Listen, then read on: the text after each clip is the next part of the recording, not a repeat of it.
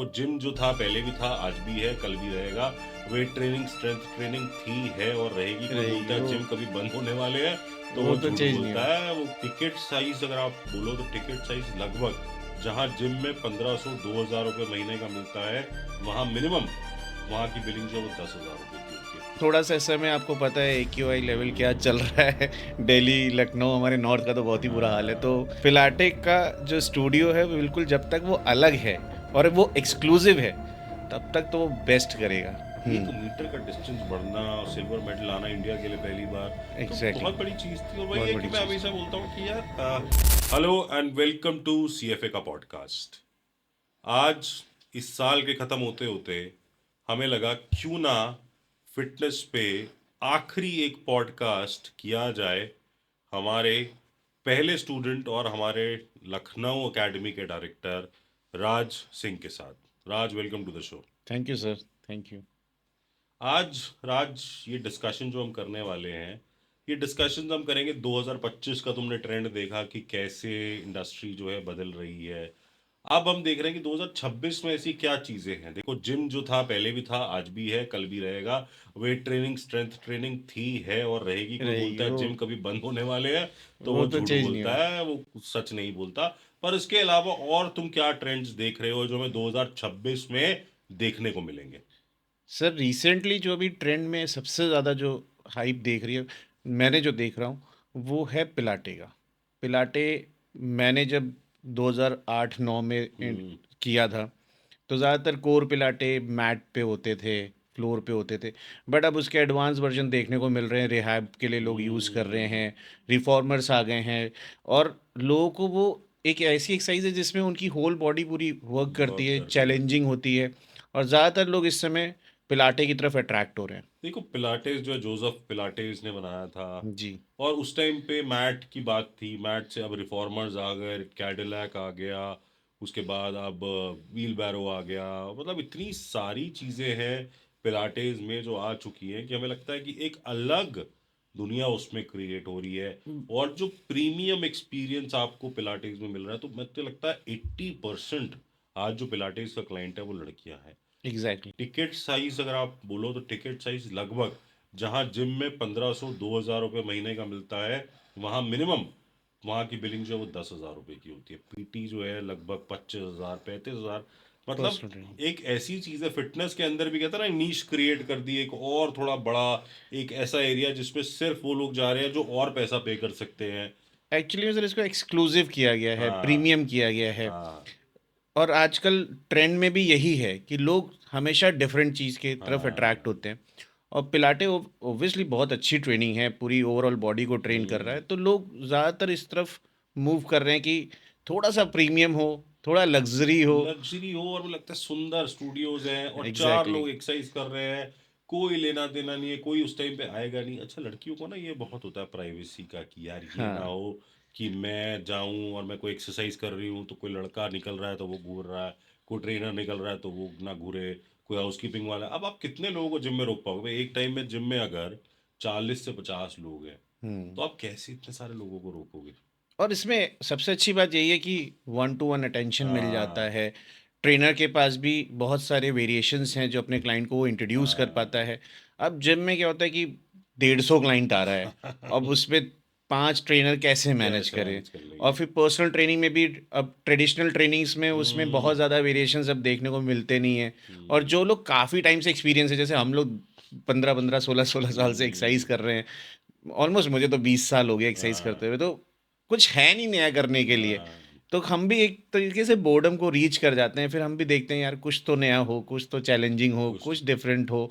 तो उस समय ये पिलाटे जब ट्रेनिंग मैंने भी एक बार करी तो ये बड़ी चैलेंजिंग है। मतलब मेल्स को भी ट्राई करना चाहिए, हाँ। सिर्फ स्पेसिफिकली फीमेल्स के लिए नहीं है। बिल्कुल। और मुझे बट लगता है कि अगर आप एक नीश क्रिएट करना चाहते हो, आपको लगता है कि यार मेरा बजट कम है और मैं ऐसा चाहता हूँ कि एक जिम के बराबर भी सेल हो, थोड़ी मेहनत करनी पड़ेगी। पर पिलाटे स्टूडियो इस टाइम खोलना एक बहुत बढ़िया बहुत ऑप्शन है। बड़ी चीज़ है। और क्या लगता है, एक पिलाटेस ट्रेंड है और क्या ट्रेंड लगता है? सर और जो इस समय ट्रेंड अच्छा, में जो एक इसमें मैं थोड़ा सा ऐड करूंगा, आउटडोर का ट्रेंड लगता है कि होगा? आउटडोर ट्रेनिंग सर थोड़ा सा इस समय आपको पता है एक्यूआई लेवल क्या चल हम्म। रहा है।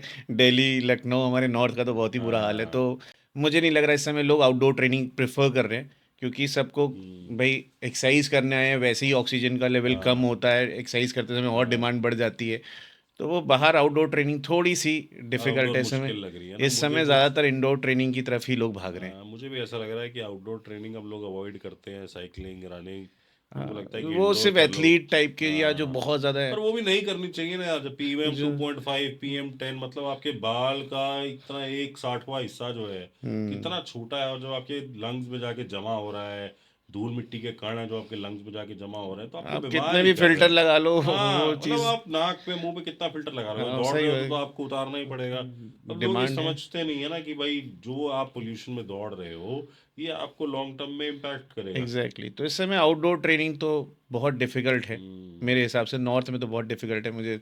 ऑल ओवर इंडिया की बात करें तो हम्म, ज़्यादातर क्वालिटी एयर की खराबी है, बट नॉर्थ का तो बहुत बुरा हाल है बहुत इस बुरा समय। हाल है। पर यहाँ से मुझे लगता है एक सवाल और भी उठता है, ये जो हार्ट अटैक आ रहे हैं, हम्म। देख रहे हो हार्ट अटैक जो आ रहे हैं, हाँ। कितना लोग ऐसा डर रहे हैं कि एक्सरसाइज नहीं करनी, जिम नहीं जाना, बच्चों को बाहर किसी एक्टिविटी के लिए नहीं भेजना। तो मैं एक पॉडकास्ट पे था पिछले हफ्ते, तो मैंने उनको बोला, मैंने कहा यार दारू पीने से, सिगरेट पीने से उससे भी इतने होते लोग हैं। मरते हैं, मिठाई खाने से, गंदा खाने से लोग मर रहे उस हैं। पे बात नहीं करते। अच्छा, तब आप वो सब नहीं छोड़ते हो हाँ। कि भाई इस आदमी को डायबिटीज हुआ, इसकी किडनी खराब हो गई, ये मर गया, तो एग्जैक्टली। तुम्हें ये भी तो छोड़ना चाहिए था। पॉइंट ये कि सर क्या होता है कि वैसे ही फिटनेस बहुत कम लोग हम्म, परफॉर्म करते हैं। जैसे अभी भी हम पूरे ऑल ओवर इंडिया में भी देखें तो हार्डली 1 to 2% पॉपुलेशन होगी जो जिम जा रही पॉइंट होगी। थ्री 0.3%। तो पॉइंट आप थ्री तो आप सोचो कि मतलब जिम को लेके भी अगर हम्म, थोड़े बहुत एक दो केसेस हर जगह होते हैं, नॉर्मल लाइफ में भी आदमी हाँ, रोड पे हार्ट अटैक से मर जाता है, कोई नहीं पूछने आता कि ये कैसे मरा है। हम्म, एक्सरसाइज सिर्फ एक चीज़ मिल जाती है आजकल, जिम को टारगेट कर दो कि जिम में ऐसा हो गया, जिम में ड्रग्स का यूज़ हो गया, ये सारी चीज़ें बहुत कॉमन हो गई हैं कि सीधे एक हाँ, इंडस्ट्री को ब्लेम कर देना। बट लोग ये नहीं बताते कि मोर देन 500 डिजीज आप सिर्फ एक्सरसाइज से ट्रेन सही कर सकते हाँ, हैं। रिहैब भी अगर आपको करना है, लोगों ने फिजियोथेरेपिस्ट होते हैं वो भी एक्सरसाइज ही परफॉर्म करा रहे हैं, हम्म, और उसी को बाद में स्ट्रेंथनिंग करने के लिए आपको जिम जाना जिम पड़ता है। जाना पड़ेगा। लेकिन कोई इस पे बात नहीं करना चाहता कि एक जो चल नहीं पा रहा था आज वो दौड़ रहा है, तो वो हम्म, सिर्फ जिम की वजह से हो रहा है। बट वही है ना यार, वेट ट्रेनिंग को इतना निगलेक्ट कर दिया, मसल मास को इतना निगलेक्ट कर दिया। मतलब मुझे लगता है कि एक बहुत बड़ा चेंज जो पिछले 20 साल में आया ना, वो डाइटरी हैबिट्स तो है, चलो वो तो खराब हुई हुए, पर गाँव में भी जो आज जनरेशन बन रही है ना, जो मोटे होते जा रहे हैं, जिनको बीमारियां हो रही है, उसका एक बहुत बड़ा कारण फिजिकल एक्टिविटी है। सर इसका पहले मैं अभी फिजिकल आंसर दूंगा। एक्टिविटी इतनी ज्यादा होती थी, लोग 8-8 10-10 घंटे काम करते थे, आज काम कर नहीं रहे। खाना उतना ही घी है, खाना उतना मक्खन है, खाना उतनी रोटी सर सब्जी है, मैं तो आपको कैसे इसमें होगा। पर्सनल एक्सपीरियंस देता हूँ हाँ, अपना। मेरा गांव जहाँ पे मैं पहले जाता था, वहाँ पे मोस्टली जितने भी हमारे जो ब्रदर थे, कज़न थे, वो सब फिजिकल वर्क करते थे। हाँ, रिसेंटली मैं गया, उनका तब डाइट बहुत हार्डकोर, मतलब अगर वो एक हम्म, थाली में खाना खा रहे हैं तो बहुत हैवी खाना होता था। हम्म, तो मैंने वो चीज़ पहले भी देखी थी, बट वो फिजिकल वर्क उस हिसाब से करते थे। रिसेंटली मैं गया तो मेरे से कम एज के लोग ओबीज हो गए हैं, ओबीज लिटरली ओबीज हो गए हैं। हम्म, 35% से फैट परसेंटेज किसी भी का कम नहीं था, चाहे वो बच्चे थे चाहे वो बड़े थे। हम्म, तो मैंने कहा कि ऐसा क्या हो रहा है कि तुम लोग तो यार, मतलब हम हम्म, तो एक पहले कहते थे हाँ, गांव का आदमी फिट होता है, ये होता है, ये तुम तो ओबीज हो। हम्म, तो कहता भैया अब सारा काम मशीन पे हो रहा है, हाँ, अब कुछ भी हम लोगों को नहीं करना पड़ता है, हाँ, सारा काम मशीन से हो रहा है, सारा काम इजीली हो जाता है। उसके लिए भी आजकल लोगों को पैसा दे दो तो वो कर देते हैं, तो हार्ड वर्क अब इतना रह नहीं गया है।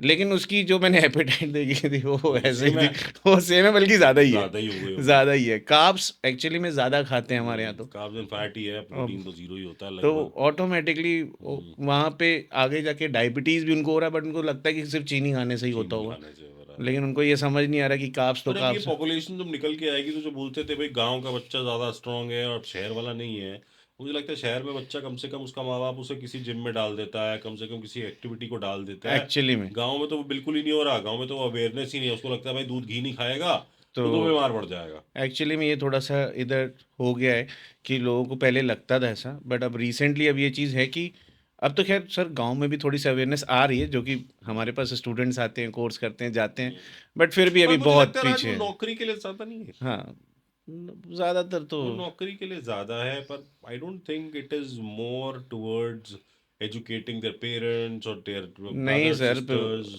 अभी तो सर हम शहर के माँ बाप को नहीं समझा पा रहे हैं कि हमारी इंडस्ट्री काम कैसे कर रही है। हम यहाँ पे बात कर रहे हैं जिन्होंने जिम ही नहीं देखे। हम्म, अभी समटाइम्स हमारे साथ ही डिफिकल्टी आती है, लोग पूछते हैं कि आप क्या करते हैं। हाँ। तो मैं उन्हें कितना भी समझाता हूँ कि हमारी एकेडमी, हम ट्रेनर्स होते हैं, वो आखिर में ये बोलते हैं आपका जिम है। तो हम फिर समझाना छोड़ देते हैं कि छोड़ देते अब नहीं भाई, समझा हम नहीं पाएंगे। करवा पाएंगे आपको चीज। अब नहीं बता पाएंगे। हाँ, तो ये तो है। ये है मतलब अब चीजें बदल रही हैं धीरे धीरे, बट आप मुझे लगता है कि गाँव में भी अब उतनी अवेयरनेस जानी चाहिए सर फिटनेस की इसमें थोड़ा बात। सा गवर्नमेंट को भी रोल प्ले करना चाहिए। ये जो गवर्नमेंट। जो मेरे को लगता है जो सबसे बड़ा पार्ट है, बेस ही हमारा वीक है।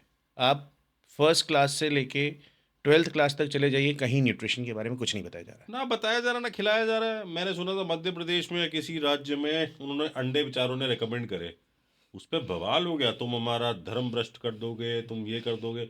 अब यार बच्चा है, अगर अंडे खा लेता, उसकी ग्रोथ हो जाती थोड़ी सी वहाँ, मतलब इतना उससे वो लोगों को हुआ। अब वही है कि सर वहाँ पे थोड़ा धर्म का मामला आ हाँ जाता है वहाँ तो आ जाता है, तो अब यार अब समझना पड़ेगा। देखो दवाई की तरह समझने वाली बात है। आज जो मसल मास कम होता जा रहा है उसका इम्पैक्ट क्या है? घुटने खराब हो रहे हैं, कूल्हे खराब हो रहे हैं, लोअर बैक खराब हो रही है, दर्द हो रही है, सर, नेक में पेन हो सर रहा है। इसका एक मैं आपको बेसिक सा बताता हम्म। हूँ। अब जैसे एक जो बच्चा है, या जैसे मैं अपनी बात भी करूं, अगर मेरी बचपन से मेरी प्रोटीन की रिक्वायरमेंट फुलफिल हो रही है, चाहे वो हम्म। वेज के थ्रू हो रही हो, चाहे वो नॉन वेज के थ्रू हो रही हो, और मैं ट्रेनिंग करने से पहले ही भी फिजिकल एक्टिविटी करता था, तो जब मैं ट्रेनिंग करने जाऊंगा ना, हम्म। तो मेरा अच्छा खासा मसल मास होगा। हम्म। और जब मैं उसके आगे ट्रेन करूंगा तो मैं और ग्रो करूंगा। अब प्रॉब्लम यहाँ पे ही आती है कि ये 20 साल तक इनको प्रोटीन मिल ही नहीं रहा है, हम्म। डेफिशिएट रहे। अब 12-13 इंच के बाइसेप्स लेके ये पहुंचते हैं जिम में। अब इनको 16-17-18-20 इंच का बाइसेप इनको एक दिन में बनाना है या 2-3 महीने में बनाना है। तो ये उसके लिए अब ट्रेनर्स या जो जो भी लोग हैं जो इन्फ्लुएंस करते हैं स्टेरॉइड्स को, वो इनको इमीडिएटली इजीली हम्म। इन्फ्लुएंस कर लेते हैं कि भाई ये ले लो। आपको तो पता है आजकल इंस्टाग्राम पे हर कोई बॉडी बिल्डर घूम रहा है, जिसको 6-6 महीने में ट्रांसफॉर्मेशन करता है, साल भर में हाँ। ट्रांसफॉर्मेशन करता है और दावा भी करता है। सबसे पहले वो इनको यही चीज़ बेच देता है। बट ये कितना भी कर लें, जब आपने अपने जेनेटिक्स शुरू से ही वीक रखे हैं, वो कितना स्ट्रांग हो जाएंगे, हम्म। कितना। और जैसे ही वो ड्रग छोड़ते हैं वो वापस से वैसी होते हैं, क्योंकि इन्होंने नेचुरल कुछ बिल्ड करा ही नहीं है अपनी बॉडी में। हम्म। तो हम तो कहते हैं कि अगर आप मसल मास एक नॉर्मल जो गेन करते हो, आप ट्रेनिंग छोड़ते हो, तो वो वापस से वो रीसाइज भी होके हम्म। उतना ही रहेगा, उससे नीचे नहीं जाएगा। लेकिन ये शुरू ही स्टेरॉइड से करते हैं और उसके एंड होते ही वापस से ज़ीरो हो जाते हैं। अच्छा, इसका एक बहुत बड़ा ऑडियंस को बताने की जरूरत है। एक बहुत बड़ा रीजन ये होता है कि जब आप एनाबॉलिक स्टेरॉइड यूज करते हो तो आपका मसल बेली बढ़ता है, पर टेंडन की स्ट्रेंथ उतनी नहीं बढ़ती, इसीलिए एग्जैक्टली। इंजरी के चांसेस बहुत बढ़ जाते हैं। जब आपका रैपिडली मसल गेन हो रहा है, माल डाल के गोलियां खा के, जैसे ही आपने मसल गेन किया, वो टेंडन जो है वो तो उतना स्ट्रांग हुआ नहीं, और आप जैसी एक्सरसाइज करने लगते हैं इंजरी हो जाती है। बोलते हैं यार मेरी बॉडी देख कितनी अच्छी हुई थी, शोल्डर में इंजरी हो गया, नी में इंजरी। अरे भाई होना ही था ना, तूने जो काम किया था। और इसका एक बहुत अच्छा एग्जाम्पल है, यूट्यूब पे डाल लेना। जब मुर्गे और सुअर और मटन, इन सब लोग जानवरों को भी, गोट, इन सबको जब इंजेक्शन लगाए जाते हैं ना, तो कई बार इतना बुरा हाल होता है कि इनके लिए खड़ा होना मुश्किल हो जाता है, खड़ा होना इतना वजन मुश्किल। बढ़ जाता है कि ये फिसलते रहते हैं। और वही आज हम अपने साथ कोशिश कर रहे हैं कि भाई किसी एग्जैक्टली, तरीके से वो आपने मसल। शुरू से स्ट्रांग करा ही नहीं अपनी बॉडी को, हाँ, और आपने कभी एकदम से वजन 6 महीने उठाया में नहीं और आपने ट्रांसफॉर्मेशन। कभी लिगामेंट्स को, टेंडन्स को स्ट्रेच किया नहीं है, सडनली इतना मसल मास बढ़ जाता है तो इंजरीज ही होनी है, और क्या इंजरीज मिलना है। होनी है, एग्जैक्टली। तो मेन है कि लोगों को समझ नहीं आता कि अगर आप ट्रेडिशनल ट्रेनिंग भी कर रहे हो या बॉडी हम्म। बिल्डिंग भी जा रहे हो, तो ये पेशेंस का गेम है। ये एक दिन में 6 महीने में अचीव नहीं होता। इसमें आपको रेगुलर परफॉर्म करना पड़ता है, कंसिस्टेंसी रखनी पड़ती हम्म। है। आपके पास मोटिवेशन है नहीं है कोई मतलब नहीं पड़ता, सेम जाके सेम ट्रेनिंग, मॉर्निंग इवनिंग, आपको अगर 2 टाइम वर्कआउट परफॉर्म करते हैं या एक टाइम करते हैं, बस आपको वो कंटिन्यूटी में रखना है। लेकिन जब आपका बेस स्ट्रांग होता है और जब आपका प्लेटो हिट हम्म। करता है, देन लोग इस सब चीज़ों को यूज़ करते हैं। अगर मैं प्रोफेशनल्स की भी बात करूं जो हम्म। इंटरनेशनल्स होते हैं, यहाँ तो डे वन से ही शुरुआत एनाबॉलिक से होती है, डे वन से। यही प्रॉब्लम है यार कि लोगों को लगता है कि मार डाल लिया सब काम हो गया। समटाइम्स मेरे साथ भी ऐसा होता हम्म। है कि लोगों को लगता है कि अरे सर ने 6 महीने में ट्रांसफॉर्मेशन। मैंने कहा भाई 20 साल, हाँ। 20 साल से ट्रेनिंग कर रहा हूँ मेरी। आप 2009 में फ़ोटो देखोगे, तब भी 15-16 इंच की बाइसेप्स थी। आज 17-18 हुई है, 10 साल में 2 इंच गेन कर लिया। कौन सा ज़्यादा हाँ, कर लिया है। और भाई राज को जो देख रहे हो, 2 बार वर्कआउट विदाउट अ मिस, 7 दिन, सुबह कार्डियो, शाम को वेट ट्रेनिंग, आंधी आए तूफान आए, रात को अभी इसकी 12 बजे की फ्लाइट है, 1:30 बजे लैंड करेगा लखनऊ में, 3 बजे सुबह जिम जाएगा, फिर सोने जाएगा। तो जब ये देखते हो ना कि ट्रांसफॉर्मेशन कैसे हो रही है, ये भी देखो कि उसकी डाइट क्या है। उबले हुए अंडे, एग वाइट्स तुम इसे खाते हुए देखोगे, बिना नमक डाले, बिना किसी चटनी के। तो वो जीभ का भी कंट्रोल भाई उतना ही ज़रूरी होता है जितना वर्कआउट का है। तो ये जो मतलब बोलना बड़ा आसान होता है, अरे माल ले लिया ये कर लिया, हाँ, भाई जो मेहनत कर रहा है ना उससे पूछो। उस वो सर किसी को नहीं दिखता, लोगों हम्म। को लगता है सब शॉर्ट टर्म है। अब सब लोगों ने मुझे अभी देखा कि मैं ट्रांसफॉर्म हो गया, एकदम से रिप्ड हो हम्म। गया, कैसे हो गया। मैं एक्सरसाइज कर रहा था इतने सालों से, बीच में हम फैट गेन करते हैं, लॉस करते हम्म। हैं, कई बार नहीं एक्सरसाइज कर पाते हैं, हाँ। वर्कलोड ज़्यादा होता है, बट मसल मास वही था। हाँ। एज सच मैंने कोई बहुत गेन नहीं करा। मैंने कहा कि मैं 2009 में भी 15-16 इंच के बाइसेप्स लेके घूम रहा था। अभी आज 2025 चल रहा है, तो तब भी मेरी बाइसेप्स कितनी 17-18 इंच पहुंची है, अगर मैं पूरी अपनी पीक पे जाता हूँ हम्म। तो। फैट परसेंटेज मेरा बस डिक्लाइन होता है, मेरा मसल क्वालिटी वही रहता है, क्योंकि मैं रेगुलर ट्रेनिंग परफॉर्म करता हूँ। बट हाँ, सीरियसनेस इधर 3-4 सालों में कुछ ज़्यादा आ गई है, और मैं ट्रेनिंग को लेके ज़्यादा सीरियस हूँ, तो मैं सीरियस। बहुत टाइम वर्कआउट प्रेफर करता हूँ। कार्डियो तो किसी दिन नहीं छोड़ता, स्ट्रेंथ भले ही छूटता है मेरा। छूट जाए, नहीं बढ़िया है। अगला जो बात करने वाले हैं राज, अब अगला ट्रेंड क्या लगता है क्या होगा?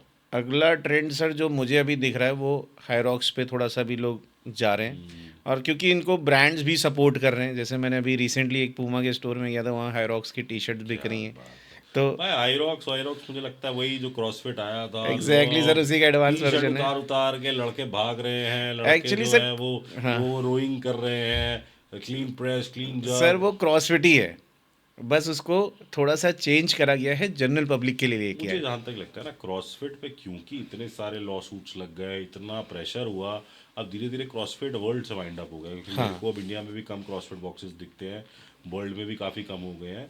अब ये नया कॉन्सेप्ट आया कि भाई आपको हाइरॉक्स की ट्रेनिंग करनी है, उनके लिमिटेड एक्सरसाइजेज हैं, वही स्लेज पुल है, 1 किलोमीटर का रन है, बॉल थ्रोज बस है। आपको टाइम का देखना हाँ, है। वो टाइम के हिसाब से बर्पीज है, बर्पीज जंप्स है। तो मुझे लगता है कि एक ऐसा फंक्शनल वर्कआउट बना लिया, और एक कम्युनिटी, फिर वही आता है, सारी कम्युनिटी बात आती है, कम्युनिटी बिल्ड कर कम्युनिटी लो। पे। हाईरॉक्स के अराउंड कपड़े भी बेच लो, उसमें उसमें सप्लीमेंट भी बेच लो। अच्छा, हमारे एक मित्र हैं, उन्होंने अभी हाईरॉक्स की फ्रेंचाइजिंग शुरू करी है, कि हाईरॉक्स के अब सेंटर भी बन रहे हैं, कि आपको ट्रेन करना है तो आपको उन्हीं के सेंटर में जाके ट्रेन करना है। सर मैं जिस तरीके से देख पा रहा हूँ, क्रॉसफिट स्टूडियोज भी इसी तरीके से आए थे, बट एंड उनका वैसे ही हुआ कि सेम। यार ये फैट्स होते हैं, हाँ, 5-7 साल 10 साल 10 साल चलते हैं, चलते हैं, फिर उसके कोई बाद नई चीज आती है। मैंने कहा ना, वो एक्चुअली सर मैंने धृतराष्ट्र की जो तरह है, था है और रहेगा जिम, स्ट्रेंथ ट्रेनिंग थी है और रहेगी। वो नहीं बदलेगी। बट एक्चुअली में जो मैंने देखा ना, लोग प्रीमियम एंड लग्जरी, जो मैंने पहले बोला था, पिलाटे अभी प्रीमियम है, लग्जरी है, बट ये हर जिम में जब खुलेगा ना, ये ऑटोमेटिकली गायब हाँ, होगा, तो पर ये। मुझे लगता है कि अगर पिलाटेस का एक फर्क है कि अगर आपने उसे जिम में कर लिया, तो फिर उसकी वो एक्सक्लूसिविटी सर खत्म वो हो खत्म हो जाएगी। जाएगा, फिर वो खत्म हो जाएगा हाँ, फिर। अगर आपके आसपास कोई निकल रहा है, कोई लड़की स्ट्रेच कर रही है, कोई लड़की बैठी है, या कोई एक्सरसाइज कर रही है, तो वो आपका जो सर प्रीमियम वही एक्सपीरियंस है वो वही चीज़ खत्म। है, जब तक एरोबिक्स स्टूडियो थे, हाँ। जब तक जुम्बा के स्टूडियो थे, हाँ। एक्सक्लूसिव थे, प्रीमियम थे, लोग जाके करते थे, हाँ। तब तक वो बहुत अच्छे से चले। बट जैसे ही हमने उसको जिम में इंट्रोड्यूस करा, फिर वो लोगों ने उसको सीरियसली लेना मैं बंद उसको कर दिया। डांस के डांस ही समझा कि क्योंकि जुम्बा कर लो, बॉलीवुड कर कर लो, लो, भांगड़ा कर लो, सब सब बराबर तो है। सब बराबर कर लो, क्योंकि हाँ। जुम्बा भी एक टाइम पे बहुत ज़्यादा 2011-12 से हाँ। ट्रेंडिंग में आया। 17-18 तक इसने बहुत बूम करा, और उसके बाद अब इसका फॉल देखने को दिखता है कि अब अब। फॉल हो ही गया, खत्म ही हो गया, हाँ, जुम्बा अब कहाँ देखने को मिलता अब है। वो ठीक है, लोग अब डांस की तरफ भाग रहे हैं कि हम्म। डांस सिखा दो, शादी के हिसाब से करा दो, थोड़ा सा हाँ। प्रैक्टिस हो जाएगी इसी बहाने। बट हाँ। लोग पे नहीं करना चाहते हैं आज की डेट हाँ, में। पे नहीं करना चाहते पहले लोग। लोग पे करते थे, अब अरे पे मुझे नहीं याद करना। है जुम्बा का जब वो सर्टिफिकेशन कराते थे, हाँ भाई लड़कियां लड़ती थी कि मेरे को एक सीट दे दो यार, कैसे मर्जी करो, मुझे एक सीट दे दो। सर, अब कहाँ से। आई थिंक हम लोगों ने 2011-12 में कराया था। 12 से। 17,000 उस समय चार्ज था। हाँ, 12 से मेरे ख्याल से 15-16 तक कराया, 4-5 साल कराया, बट उसके बाद ब्रांड स्टार्टेड डाइंग, और मुझे लगता है अब खत्म ही हो गया। सब वही सर, ट्रेंडिंग बिजनेस के साथ यही ट्रेंडिंग है। बिजनेस है बस, आया गया आया गया। लेकिन अगर ये इसको लग्जरी में ही रखते, हाँ। अगर जिम में ना इंट्रोड्यूस करते, जैसे आपने शुरू में कह दिया, पिलाटे का जो स्टूडियो है वो बिल्कुल जब तक वो अलग है और वो एक्सक्लूसिव है, तब तक तो वो बेस्ट करेगा। लेकिन जहाँ उसको जिम में डालने की कोशिश हाँ, करी आपने, वहाँ वो वहाँ गलत। उसका डेड हो जाएगा, क्योंकि लोग फिर कहेंगे कि फ्री में ही दे दो, हम्म, हमें इसमें क्या है, फ्री में करा दो। अभी तो सब कुछ एक्सक्लूसिव है उसमें। सही बात है। स्ट्रेंथ एंड कंडीशनिंग के बारे में क्या सोचता है? सर स्ट्रेंथ एंड कंडीशनिंग, अब सर पहले तो हम बात कर रहे थे 0.3%, आपने मेरे को डेटा हम्म, दिया कि 0.3 पॉपुलेशन सिर्फ जिम कर रही है। हम्म, अब इसमें से एथलीट निकालें तो वो कितने कम होंगे। तो स्ट्रेंथ एंड कंडीशनिंग को मैं देखता हूँ, बट बहुत ज़्यादा मैं देखता नहीं कि लोग उसकी तरफ टूवर्ड्स जा रहे हम्म। हैं, मतलब अभी तक। मतलब मुझे लगता है कि यार स्ट्रेंथ एंड कंडीशनिंग बहुत नीश फील्ड है। अगर तुम जाकर एथलीट्स के साथ काम करने के लिए स्टेडियम की धूप में खड़े कर हो सकते हो। सकते हो, तो इस सर्टिफिकेशन पे ऐसा लगाना। मैं बड़े सारे बच्चों को देखता हूँ, सर सी एस करना है, सर ये करना है। अरे भाई सी एस करके करेगा क्या? अगर उस एक्चुअली में सर्टिफिकेट को, तुम भी जानते हो कितने सर मैं मास्टर इसमें ट्रेनर्स एक हैं। चीज़ ऐड करता हूँ, आपको बताता हूँ। एक ना हाइप क्रिएट करी गई है कि स्ट्रेंथ एंड कंडीशनिंग कोच जो होता है वो सुपीरियर है। हम्म, ये एक गलत तरीके से पोर्ट्रे किया जा रहा है, इसीलिए ज़्यादातर स्टूडेंट इसकी डिमांड करता है। हम्म। मैं आपको क्लियर करता मिलता हूँ। कुछ नहीं है उसको मिलता एक्स्ट्रा। सैलरी, ट्रेनर को रखने के लिए जॉब नहीं है उनके पास, हम्म, पहली चीज़ तो कराएगा किसको, हम्म। एथलीट को। मोस्टली एथलीट यहाँ पे स्पॉन्सरशिप खुद ही ढूंढ रहे हैं, हाँ, वो तो है। उनको वो नहीं मिल रही है। अब हाँ। वो एक कोच को कैसे हायर करेंगे। कोर्स की हम बात करें, कोर्स मोर देन 1 लाख रुपए से ऊपर जा रहा है। हम्म, पासिंग परसेंटेज 20% के आसपास गिर रही है। उसके बाद जो ट्रेनर कोर्स कर भी रहा है, उसका अगर बैकग्राउंड ही नहीं है एथलीट का, हम्म। उसके लिए और डिफिकल्ट है उस कोर्स को परफॉर्म मतलब करना। मैं जितने लोगों को जानता हूँ उसमें हमारा जो ट्रेनिंग मैनेजर है विवेक, हमारी वही है जो किसी टीम के साथ काम कर रहा एग्जैक्टली। है ना। प्रखर थोड़ा बहुत कर रहा है। मतलब मैं बहुत कम लोगों को जानता हूँ जिन्होंने सी एस किया और उसके बाद कोई टीम के साथ लगे या किसी कोचिंग में बिजनेस में गए। एग्जैक्टली। आखिरी में मतलब वो जिम में ही काम कर रहे हैं। समटाइम्स वो खुद ही आके बोलते हैं कि यार ये तो कोर्स ही हमने बेकार कर दिया है, कि कोई मतलब नहीं है इस। मतलब है ही नहीं ना। मुझे लगता है यार अपना जिम में ट्रेनर्स को भी सोचना पड़ेगा कि भाई मेरे को स्पेशलिटी क्या उठानी। मुझे लगता है ट्रेनर न्यूट्रिशन क्यों नहीं पढ़ता? ट्रेनर को एग्जैक्टली। सबसे ज्यादा न्यूट्रिशन की जरूरत है, न्यूट्रिशन क्यों नहीं पढ़ रहा है? एग्जैक्टली, जब आप पर्सनल ट्रेनिंग के लिए जाते हो, तो मैं भी 2009-10 में जब पर्सनल ट्रेनिंग परफॉर्म करता था, तो उसमें सबसे बड़ा चैलेंज यही आता था कि लोग हमसे ही डाइट एक्सपेक्ट करते हम्म, हैं। वो डाइटिश अच्छा डाइटिशियन के साथ, मोस्टली डाइटिशियन क्लिनिकल डाइटिशियन होती हैं, हम्म, उनको परफॉर्मेंस एनहेंसमेंट के हिसाब से सप्लीमेंटेशन के बारे में इतना नहीं बताया जाता, हम्म, ना ही उनको डाइट के बारे में उसी हिसाब से बताया जाता है। वो ज़्यादातर पेशेंट्स के हिसाब से ट्रेंड है। अब तो खैर स्पोर्ट्स सप्लीमेंटेशन अगर उन्होंने ऐड किया हो तो मुझे पता नहीं इसके बारे में, बट अभी तक तो नहीं दिया है। तो वो जो एक ट्रेनर जब ये चीज़ पढ़ता है कि उसको परफॉर्मेंस को एनहेंस करना है, हम्म, तो एनहेंस करने के लिए आपको सप्लीमेंट्स की नॉलेज भी होनी चाहिए, और अलग अलग ट्रेनिंग के हिसाब से अलग अलग न्यूट्रिशन लगेगा। फैट लॉस अगर आप परफॉर्म कर रहे हो, या आप मसल गेन कर रहे हो, या आप स्ट्रेंथ ट्रेनिंग परफॉर्म कर रहे हो, स्ट्रेंथ बिल्डिंग की काम कर रहे हो, तो आपको तीनों जगह न्यूट्रिशन बहुत चेंज होगा। हम्म, इवन हम फिजिक ट्रांसफॉर्मेशन की बात करते हैं, फिजिक ट्रांसफॉर्मेशन में भी फेसेस हैं। अगर जहाँ पे वो हाइपरट्रफी कर रहा है, जहाँ पे स्ट्रेंथ कर रहा है, जहाँ पे वो फैट लॉस कर रहा है, तीनों जगह सर डाइट में बहुत ज़्यादा चेंज है। प्रोटीन का चेंज होगा, कार्बोहाइड्रेट का चेंज होगा, फैट का चेंज होगा, सप्लीमेंटेशन का चेंज होगा। बट वो चीज़ ज़्यादा डाइटिशियंस नहीं बता पाएंगे मेरे हिसाब से, अनलेस अनटिल उन्होंने स्पोर्ट्स न्यूट्रिशन के बारे में पढ़ रखा हो। तो ट्रेनर को तो पहले ही, सबसे पहले इसी कोर्स में एनरोल करना चाहिए कि भाई पर्सनल ट्रेनिंग अगर आप करा रहे हो और ज़्यादातर आपके पास क्लाइंट ही वेट लॉस का आ रहा है, उसको ये नहीं पता है कि फ़ैट लॉस और वेट लॉस में डिफरेंस क्या है। तो जब क्लाइंट आपके पास फ़ैट लॉस के लिए आ रहा है और आपको डाइट नहीं आप दे पा रहे हो, उसको कैलोरी डेफिशिएंट डाइट नहीं बना पा रहे हो, तो वो ऑटोमेटिकली फिर वो नहीं। और मुझे यह लगता है जिसको डाइटिशियन के पास भी जाना है जाए, वो तो एक बेसिक कैलोरिक डाइट है जो उन्होंने बना के दे दी, पर वेट ट्रेनिंग जरूर करे। मतलब नथिंग अगेंस्ट द डाइटिशियंस और the nutritionist, they are doing a wonderful job. But at the end of the day access gym के लोगों के पास जो जा रहे हैं, ट्रेनर का पहला क्वेश्चन ये होता है ट्रेनर से कि सर खाना क्या है तो बता दो, एक्सरसाइज तो आपने करा दी, और सर सप्लीमेंट लेना है कि एक्चुअली में नहीं हम जब लेना। बात करते हैं क्लाइंट की ना, तो क्लाइंट एक ही के ऊपर ज़्यादा ट्रस्ट करता है। तो मुझे लगता है कि मैं अपना एक्सपीरियंस बता रहा हूँ, मैं सबका तो नहीं कह सकता, कि मोस्टली क्लाइंट जो मेरे साथ ट्रेन करते थे उनका यही होता था कि सर आप ही डाइट बता दो। क्योंकि कई बार ऐसा भी हुआ है कि डाइटिशियन ने अपने हिसाब से डाइट दी, मैं ट्रेनिंग अलग करा रहा था, उसकी वजह से भी रिज़ल्ट बहुत स्लो हो जाते थे, या परफॉर्मेंस में थोड़े बहुत डिफ़िकल्टीज आती थी।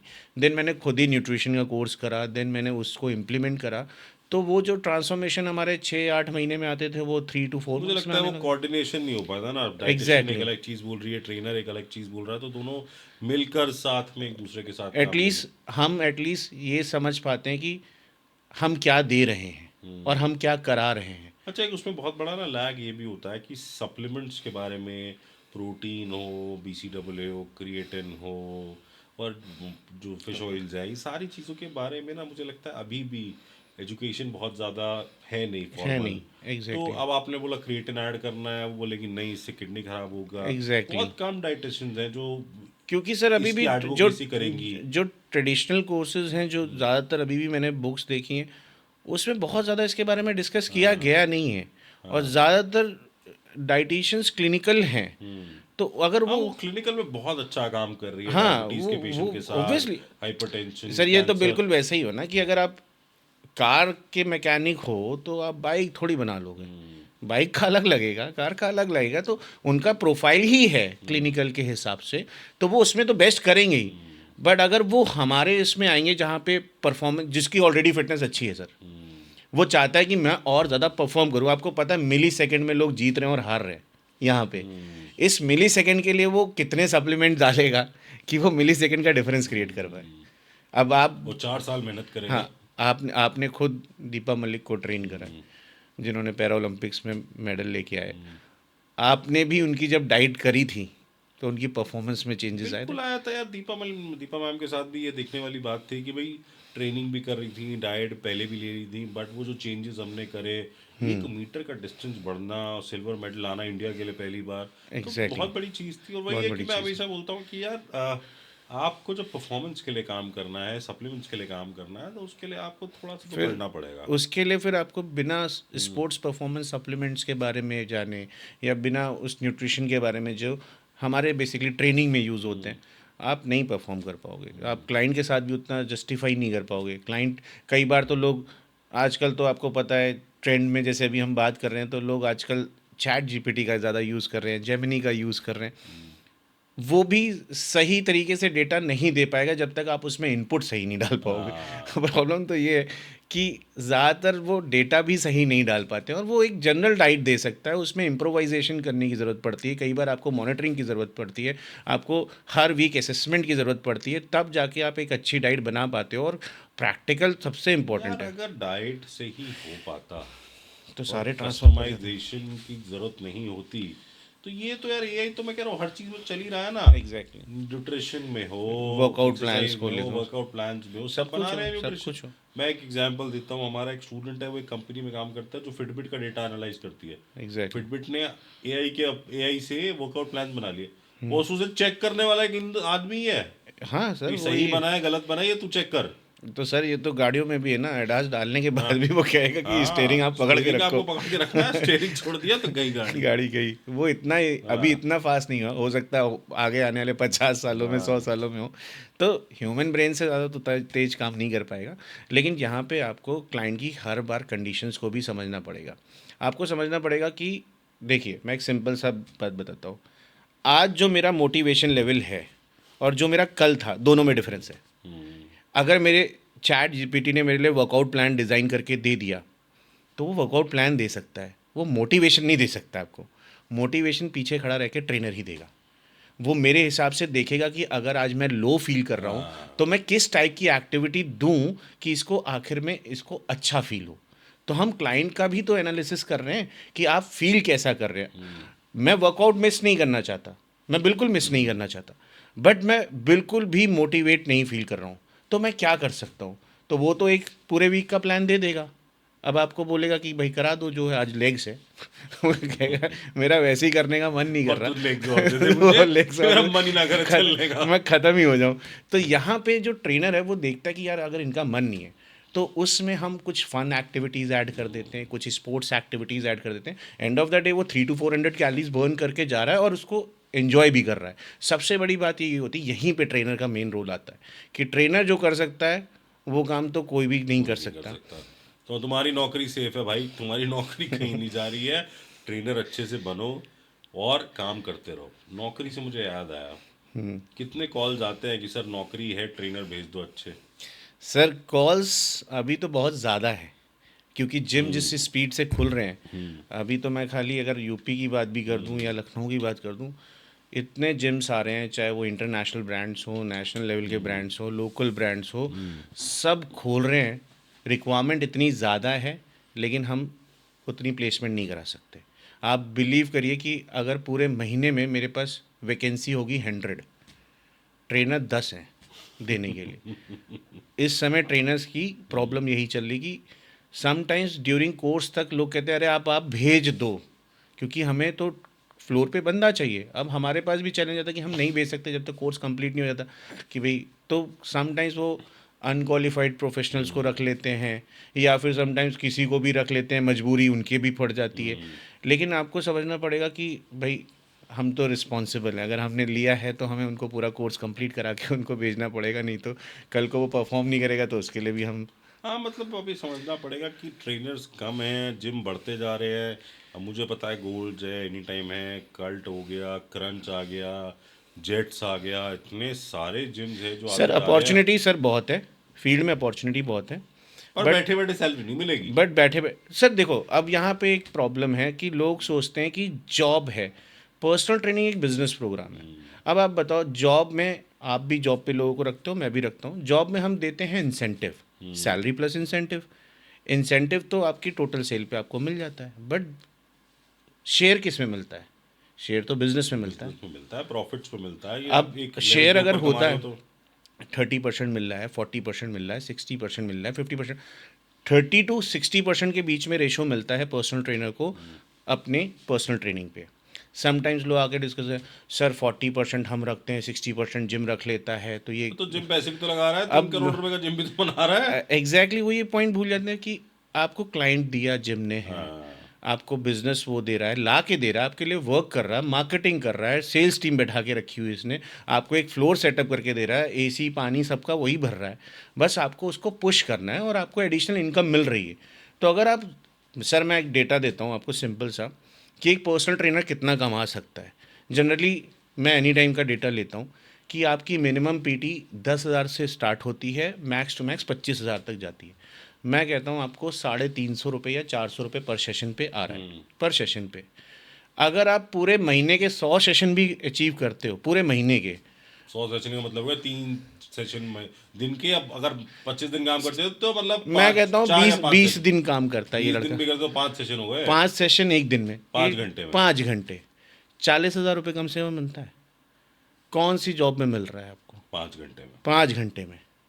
लेकिन लोगों को तब भी सेटिस्फैक्शन नहीं है कि नहीं, हमें तो पैसे नहीं मिलते, हमें उतने नहीं मिलते। आप अपने 8 घंटे भी पूरे नहीं दे रहे हैं, आप एक बार देखिए अपने आप को, वही सोचिए। है ना, दूसरे के सुख से ज्यादा दुख है मुझे अपने दुख से। ऐसा नहीं है कि ट्रेनर के लिए अपॉर्चुनिटी नहीं है, बट आपको समझना पड़ेगा कि देखिए, अगर मैं बेचना चाहता हूँ किसी प्रोडक्ट को, तो उस प्रोडक्ट की नॉलेज होना बहुत ज़रूरी है। और हमारी नॉलेज है हमारा कंटेंट, जो हम एनाटमी पढ़ रहे हैं, एक्सरसाइज फिजियोलॉजी पढ़ रहे हैं, असेसमेंट कर रहे हैं, प्रोग्रामिंग कर रहे हैं, ये सब हमारा कंटेंट है। जितना आपको डीप में पता होगा, जितनी अच्छी आप प्रोग्रामिंग कर सकते हो, जितना अच्छे से आप उसे ऑब्वियसली प्लेट में सजा के दे सकते हो, तो ऑटोमेटिकली वो प्रोडक्ट बिकता है। But most of the trainers के पास आधी इन्फॉर्मेशन होती है, आधी नहीं होती है, फिर वो कहते हैं हमारी सेल उतनी अच्छी नहीं होती। लेकिन यहाँ पे देखिए, आप भी इसी फील्ड में, मैं भी इसी फील्ड में हूँ, हम दोनों भी ग्रो करे हैं, हम भी यहीं से आए हैं। मैं भी ट्रेनर की जॉब से आज की डेट में अगर डायरेक्टर बन रहा हूँ, तो उसमें भी मैंने भी हार्ड वर्क करा है, मैं भी पर्सनल ट्रेनर रहा हूँ। तो ऐसा नहीं है, मेरे साथ बहुत सारे लोग थे जिन्होंने करियर अपना स्टार्ट करा था, वो नहीं करे क्योंकि उन्होंने अपने टाइम से अपने आप को अपग्रेड नहीं करा। अपग्रेड भी करना है, नॉलेज भी एनहेंस करनी है, साथ ही साथ आपको अपने आप पे भी काम करना है। अच्छा राज, एक सवाल यहाँ पे मेरा आता है, जो तुमने बोला कि वो फिटनेस प्रोफेशनल्स जो 30 साल से ऊपर चले गए, 40 से ऊपर चले गए, तुम्हारे साथ के होंगे। देखो अर्ली 20s में, 20-22 साल, 25 साल में तो भाग लेते हो, लखनऊ इधर से उधर कवर कर लिया, दिल्ली में यहाँ से गुड़गांव चले गए। अब जैसे जैसे 40 पास आ रहा है, जैसे जैसे 35 पास आ रहा है, थक रहे हो, अब लग रहा है फैमिली को भी टाइम देना है, बच्चा भी बड़ा हो रहा है, शादी भी हो गई है, तो अब उनको लगता है यार पर्सनल ट्रेनर कैसे बने रहें। क्या लगता है करियर अपॉर्चुनिटी सर उस मैं आपको आदमी के पास जो 35 साल प्लस है, आज 1-1.5 लाख 2 लाख महीना कमा रहा है, पर तुझे दिख रहा है कि मैं भागना मुश्किल होता जा रहा है यहाँ से। अब यार, अब यहाँ से निकल के रोज़ इतनी दूर जाना, अच्छा सुबह 6 बजे उठ के जाना, वही सेम क्लाइंट्स, कभी वो छुट्टी पे चले जाते हैं तो इनकम स्टेबल नहीं हो रही है। क्या लगता है उसको क्या करना चाहिए? सर देखो, मैं आपको बताता हूँ, खैर किसी को ट्रेनिंग कराना तो किसी भी एज में पॉसिबल है, उसका प्रॉब्लम नहीं है।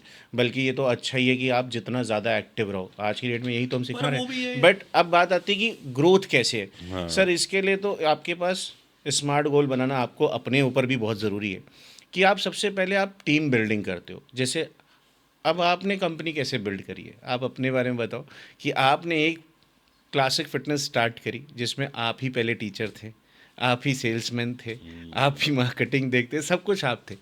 आपने अपने नीचे मेरे को जोड़ा। नहीं, पर मेरा एम था ना राज, मेरा एम शुरू से था कि मेरी तो एकेडमी सब जो यही है तो हर स्टेट में होनी चाहिए। तो तो आज 8 सेंटर अगर हम चला रहे हैं ना, तो इसलिए चला रहे हैं कि वो हमारी मेहनत थी। मुझे याद है, मैं ट्रेन में बैठ के भी तेरे पास आता था, है एग्जैक्टली ना, गंदे से होटल्स में भी रुकते थे, क्योंकि तब वो ये वो आई बीबी और ये सब तो होते नहीं होते थे। नहीं थे, तो जहाँ जो जगह मिली वहाँ काम ले किया, लिया। पैसे होते नहीं थे, जैसे एग्जैक्टली तैसे बस्ता उठा के पहुंच गए। तुम भी हेल्प करते थे, मुझे याद है, बाइक पे हम बाइक तुम्हारी पे घूमते घूमते थे, थे। है ना, हाँ। इस जिम से उस जिम में, वो छोटे से वो कोचिंग स्टूडियो के वो जो बेंचेस होते थे। सब कुछ करा। मतलब हमारा प्लान तो था ना कि भाई दिल्ली हो गया, अब लखनऊ कर लिया, फिर मुंबई कर लिया, फिर बैंगलोर कर लिया। तो सर ये तो देखिए, यहाँ पे इंसान को खुद अपने ऊपर सोचना पड़ेगा। ऐसा नहीं कि अपॉर्चुनिटी सबके लिए सेम है, ऐसा नहीं कि मेरे लिए कुछ अलग से दरवाजे खोले गए थे, आपके लिए अलग से खोले गए थे। हम सबको सेम ही नहीं, प्लेटफॉर्म पर मिला। अब वो टाइम चला गया उसका, मान लेते हैं कि वो 35-36 साल का हो गया है, 5 एक साल और भाग ले। देख राज, ट्रेनिंग कराना अच्छी बात है, अब समझ में, मैं भी चाहता हूँ। तो पर रोज सुबह 4:30 बजे उठ के 1 घंटा दूर बाइक सर से, वही गाड़ी से उसी जाना। पॉइंट पे मैं आ रहा था कि यहाँ पे अब इनको, अब देखिए सर, 35 साल अगर किसी ने काम करा है, उसके बाद क्लाइंट का डेटाबेस कितना होगा, आप खुद सोचो। अब ये चाहें तो अपने नीचे टीम बिल्डिंग कर सकते हैं ना, आपको करने की ज़रूरत नहीं है, आपको मॉनिटरिंग की ज़रूरत है। हाँ, भरोसा वाले लोग हायर करो, एक एग्जैक्टली टीम बनाओ, थोड़ा टेक पे पैसा खर्चो, हम ऐप वैप बनाओ। हमारे पे साथ भी होता है। हमारे अभी हम कहें कि शुरुआत क्लासिक फिटनेस ने करी है, क्लासिक फिटनेस से कितनी एकेडमीज बन हाँ, सही बात है भाई। गई। तो हमारे ही स्टूडेंट, हमारे कंपटीशन भी हैं हमारे, बट हम उन्हें रोक नहीं रहे, हम बस अपना अच्छा दे रहे हैं। पॉइंट ये है कि हम अपनी सर्विसेज को बेटर करेंगे, आते जाते रहेंगे, कंपटीशन तो हमेशा ही रहेंगे, फील्ड में हमेशा रहेगा, जो बेटर करेगा वो अच्छा ग्रो वो करेगा। अच्छा ग्रो करेगा। तो पॉइंट यहाँ पे है कि अगर आप एक टीम बिल्ड करते हो, अपने नीचे लॉयल लोगों को रखते हो, आप प्रॉपर एक चैनल बनाते हो, एक स्ट्रक्चर टीम देते हो, मार्केटिंग करते हो, अवेयरनेस क्रिएट करते हो, उनको पर्सनल ट्रेनिंग मिल रहा है, तो आदमी क्यों नहीं करेगा आपके लिए काम, करेगा काम। उसको पैसे मिल रहे हैं, कमा के दे रहे हो। लेकिन इसमें देखिए सीरियसनेस उस पर्सन की होनी चाहिए। अब देखिए, मैं ये तो नहीं कहूँगा कि हर कोई लाख रुपए कमाएगा, कुछ लोग 10,000 ही कमाएंगे अगर वो विल नहीं है उनके अंदर चेंज होने की। कुछ लोग 1 लाख क्या 1 करोड़ भी कमा लेंगे। आपके सामने बैंगलोर के स्टूडेंट्स भी हैं, आपके सामने लखनऊ के स्टूडेंट्स भी हैं, आपके सामने पंजाब के भी हैं। इसमें कुछ ऐसे हैं जो लाखों रुपए कमा रहे हैं, कुछ ऐसे हैं जो सिर्फ रो रहे हैं कि हम इस फील्ड में क्यों आ गए। वो एफर्ट नहीं देना चाहते। सर हमारी फील्ड डिसिप्लिन में चलती है। जो सुबह 6:30 बजे उठने का टाइम है, तो ऐसे तो आर्मी वाला भी बोलेगा फिर तो कल को कि मैं 35 साल का हो गया, मैं क्यों जाऊं वहाँ पे बॉर्डर पे। जा रहा है नहीं, ना। बट एक ऑल्टरनेटिव करियर, जैसे मान लो एक पर्सनल ट्रेनिंग स्टूडियो हो गया, जिम की तैयारी कर सकता है। मैं एक अच्छी अपॉर्चुनिटी देख रहा हूँ, जो अब ये बड़ी बड़ी जिम चेन्स आ रही है ना, इनको भी ऐसे लोग चाहिए होते हैं जो जिम चलाने में हेल्प करे। अब तुमने अगर सेल नहीं करी, तुमने अगर जिम में बैठे नहीं हो, तो तुम्हारे लिए वो अपॉर्चुनिटीज नहीं मिलती। वही मैं आपको कह रहा था कि अगर मैं 35 ईयर्स या 40 ईयर्स से इस फील्ड में हूँ, ओब्वियसली मेरा कम्युनिकेशन स्किल स्ट्रांग है, मेरे पास क्लाइंट का डेटाबेस है, मैं किसी भी जिम को मैनेज कर सकता हूँ। अब देखो सर, बीइंग अ मैनेजर, मैं कैसे टीम बिल्ड करता था। मैं एक 20 साल का लड़का रखता था, एक मैं 30 साल का लड़का रखता था, एक मैं 40 साल का रखता था, एक मैं 50 साल का रखता था। क्लाइंट जो होता है वो अपने उम्र वालों के साथ कंफर्टेबल होता है। कुछ जो 20 साल 15-16 साल के बच्चे आते हैं, वो 20 साल वाले लड़के के साथ ही ट्रेनिंग करना प्रेफर करते हैं, वो 50 साल वाले के साथ नहीं कर पाते, उसके अंदर बहुत मेच्योरिटी है। बट जो 50 साल का आदमी आ रहा है, 60 साल का आदमी आ रहा है, 70 साल का आदमी आ रहा है ट्रेनिंग करने, वो 40 to 45 ईयर्स, 60 ईयर्स या 50 ईयर्स वाले आदमी के साथ कंफर्टेबल है, क्योंकि उसको लगता है इसका ये समझ रहा है मेरी बात को। वो 20 साल के लड़के को कुछ नहीं समझेगा। तो यहाँ पे जब टीम बिल्ड होती है, तो यहाँ पे सबको ही जॉब मिल रही है ना। ऐसा थोड़ी है कि हम 40 साल के आदमी, 40 साल का आदमी इस लेवल पे पहुंच चुका है कि उसको आती है, उसकी कम्युनिकेशन स्किल स्ट्रांग है। हाँ, मतलब कहीं अच्छा जा सकता है, एजुकेटर बन सकता है, हाँ हमारी एग्जैक्टली। तरह ट्रेनिंग ट्रेनर्स को ट्रेन कर बट सकता लेकिन है। सर इसमें सेल्फ ग्रूमिंग की बहुत ज़रूरत है। अगर हमको आप अपने वो कंफर्ट जोन से बाहर निकलना कंफर्ट जोन से हमेशा बाहर निकलना पड़ेगा। आपने जैसे मेरे बारे में बता दिया कि मैं इतने बजे आके ये भी कर रहा हूँ वो भी कर रहा हूँ, तो यहाँ कंफर्ट थोड़ी मिल रहा है मुझे। मैं सुबह से ट्रैवल कर रहा हूँ, अभी भी ट्रैवल ही करना है। तो कंफर्ट जोन से जब तक आप बाहर नहीं निकलोगे, प्रोग्रेस कभी नहीं मिलेगी आपको। पड़ेगा। कंफर्ट तो हमारे किसी के लिए नहीं था, ना आपके लिए ना मेरे लिए। आज भी नहीं है यार, 7 दिन काम करना है, बिना सा- छुट्टी के काम करना है। हमें हमें दिन ही नहीं पता होता। हाँ, आज मंडे ट्यूसडे वो तो मैं स्टाफ को देख के डिसाइड करता हूँ, अच्छा आज ये नहीं है आज नहीं तो है तो ये आज इसकी छुट्टी आज है। फ्राइडे होगा। तो यही ठीक होता है। ठीक है। अब लास्ट में राज आते आते, over a period of time 10 साल में तुमने भी कोर्सेज को चेंज करते हुए देखा होगा, हमने भी चेंज किए हैं कोर्सेज इंडस्ट्री की डिमांड को लेकर। जैसे पहले हम सिर्फ पर्सनल ट्रेनिंग कोर्स कराते थे, अब डिप्लोमा भी आ गया, मास्टर ट्रेनर भी आ गया, फंक्शनल भी आ गया उसमें, अब बहुत जल्दी पिलाटेस भी आ रहा है। तो क्या सोचते हो इसके बारे में? सर देखिए, फील्ड हमेशा अपग्रेड हो रही है और हमें भी अपग्रेड होना पड़ेगा टाइम के साथ। नोकिया ने अपने आप को टाइम से अपग्रेड नहीं करा, हाँ, वो ख़त्म हो गया। आज की डेट में सैमसंग जगह ले गया, एप्पल आगे भाग गया। तो ट्रेनर्स को भी इसी तरीके से सोचना चाहिए। कई बार कुछ ट्रेनर्स ऐसे भी हैं जो जिन्होंने हमारे पास 2010 में, 2008 में, 2005 में कोर्सेज करे हैं, बट उसके बाद उन्होंने एक सर्टिफिकेशन करा और अपने आप को अपग्रेड नहीं करा। और आज जो नए स्टूडेंट जाते हैं वो ज़्यादा इन्फॉर्मेशन के साथ जा रहे हैं, क्योंकि ओब्वियसली हर 2-3 साल में कुछ नई रिसर्च आती है, अपडेट होता है। इवन 2010 में जो मैं पढ़ाता था, 2025 में जो पढ़ाता हूँ उसमें डिफरेंस हो चुका है। वो भी हो चुका है। मुझे लगता है इसमें ना कोडैक का बहुत अच्छा एग्जाम्पल है। सबसे पहला डिजिटल कैमरा कोडैक ने बना दिया था, पर उन्होंने सिर्फ इस डर से उसको मार्केट में नहीं लाया कि अगर हम इसको ले आए तो हमारी जो रील की सेल है वो वो वो रुक जाएगी। वो रुक और जाएगी। उन्होंने उस आइडिया को उठा के साइड पे रख दिया।